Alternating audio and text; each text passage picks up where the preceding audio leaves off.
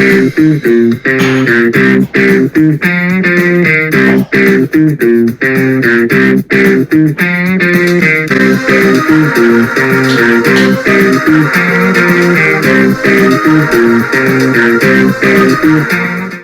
welcome to this channel. Today we're going to review Goodfellas, and this is a movie I recently just watched it like yesterday, and I was thinking, you know what, I don't really have a video plan for today, so let's do it. Not much to say, but go check my Wolf of Wall Street review that I literally posted yesterday, and let's get started. Starting with what this movie's about this kid named Henry Hill who pretty much wanted to become a gangster his entire childhood, and then eventually got into the gang and started getting higher and higher through it, eventually becoming like sort of one of, I guess, the main people, and then he essentially is living the life of a gangster. He gets married, he has kids, and then eventually has to face all of the consequences of doing the gangster life, and leads to some outcomes that aren't good for him exactly. Now leave the good, and before we get into the good, pretty much only going to talk positive things. So if you want negativity, what?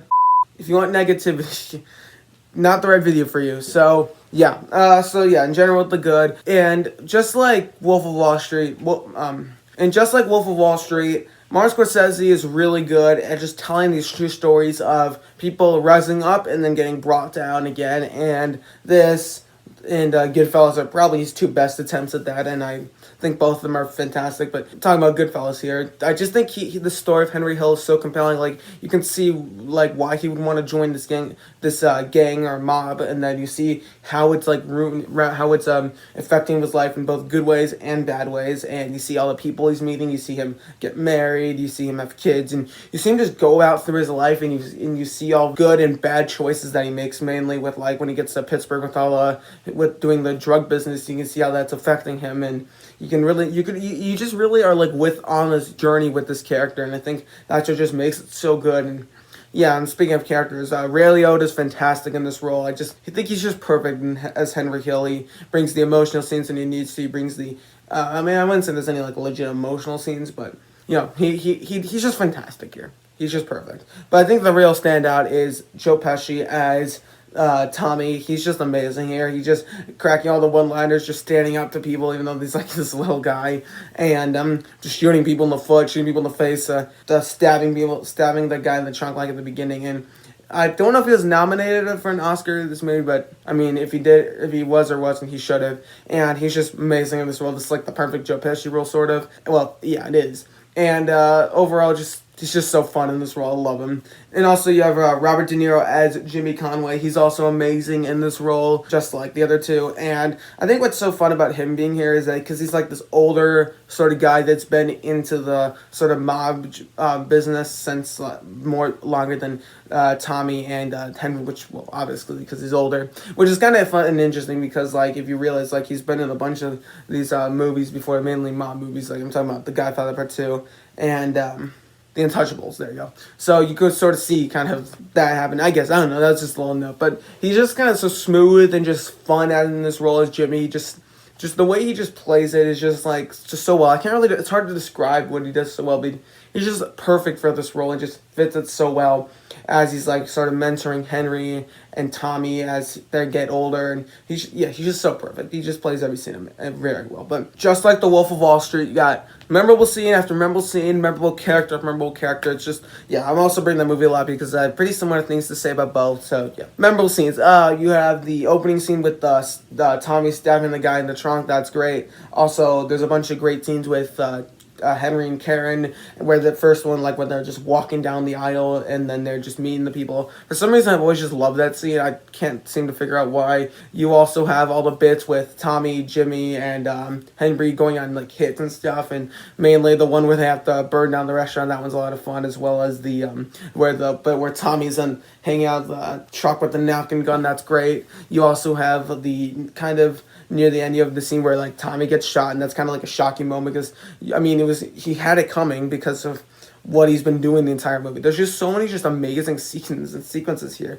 I can list pretty much the entire movie, and Also, as I said, the characters are all amazing. You also have some other smaller ones like Polly, Tootie, and obviously the wife Karen. And I think they're all these characters just feel like they're just perfectly put there. The actors are perfectly casted, and Martin Scorsese just makes movies that are just perfect for me. I don't know, like especially this in The Wolf of Wall Street. Like he just knows how to make really good movies, really good dramas where you care about the characters. There's many characters, there's so many memorable scenes, and she's perfect at that. And again, this movie pretty much alludes to all of that. And another thing is that like you're also just kind of on the ride with these characters, like from start to finish. Like I'm watching it through. I was kind of watching in the basement, like turn the lights off, so like in a movie theater environment, and that's how you watch this movie. I mean, you're just on the ride from the characters from start to finish, and that's just great. Like you're just kind of with these, and you see Henry make all these bad decisions. It's like no, no, no, why? And another thing is because it's the true story, because I think it has a lot more meaning to it compared to if this wasn't real or this was fake. So yeah, in general, it's just amazing.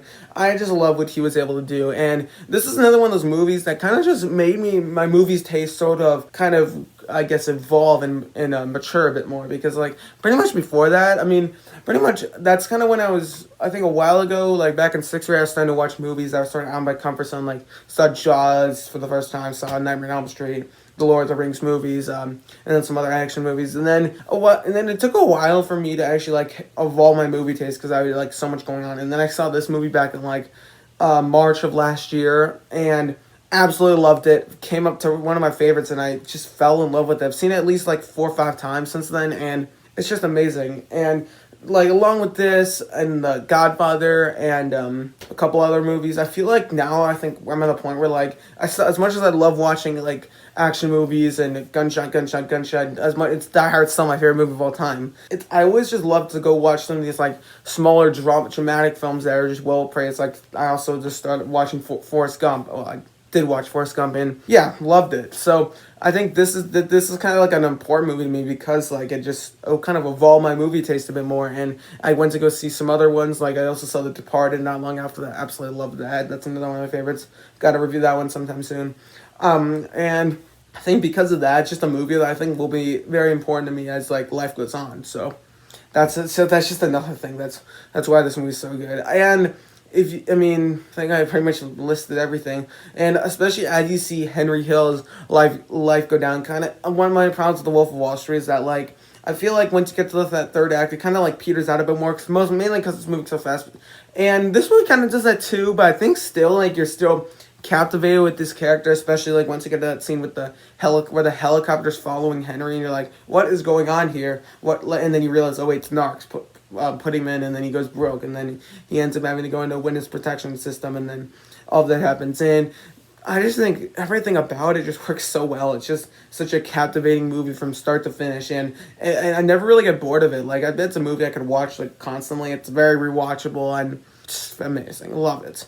And I don't think there's anything I could put in the mix. I guess maybe the last like 20 minutes after he gets captured by the narcs. I guess it does slow down a bit. I don't think it's quite as interesting, but it makes sense. Like it doesn't bother me, and it's just so many well done scenes. Like it's just such a great movie, and then all the characters, all of this, most of the scenes, and it's just one that I try to show to a bunch of my friends, and yeah, so I'm gonna start showing them more, and yeah.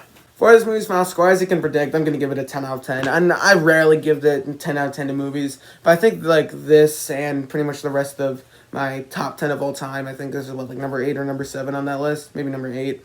And I don't think I would give, those 8 movies, I would just give 10 out of 10. So I don't think I'd give anything else a 10 out of 10. So, well done. Absolutely love it. Thank you guys so much for watching. Don't forget to like, share, subscribe, comment down below. If you haven't seen this movie, go check it out. It's fantastic. And you'll love it. And if you want to check out other Martin Scorsese movies, I recommend Wolf of Wall Street, The Departed, Taxi Driver. Not as big a fan of Taxi Driver, but I still think it's really good, as well as if you want something over the top, Cape Fear, Shutter Island's a really cool little thriller. And I think he just has something for like every single genre, kind of similar to Steven Spielberg, although I think his are a bit more like artistic and specific style. So, one of my favorite directors of all time, crafts one of my favorite movies. Love it. It's amazing. Yeah. Thank you guys so much for watching. Don't forget to like, share, subscribe, and comment down below. See you guys next time. Adios.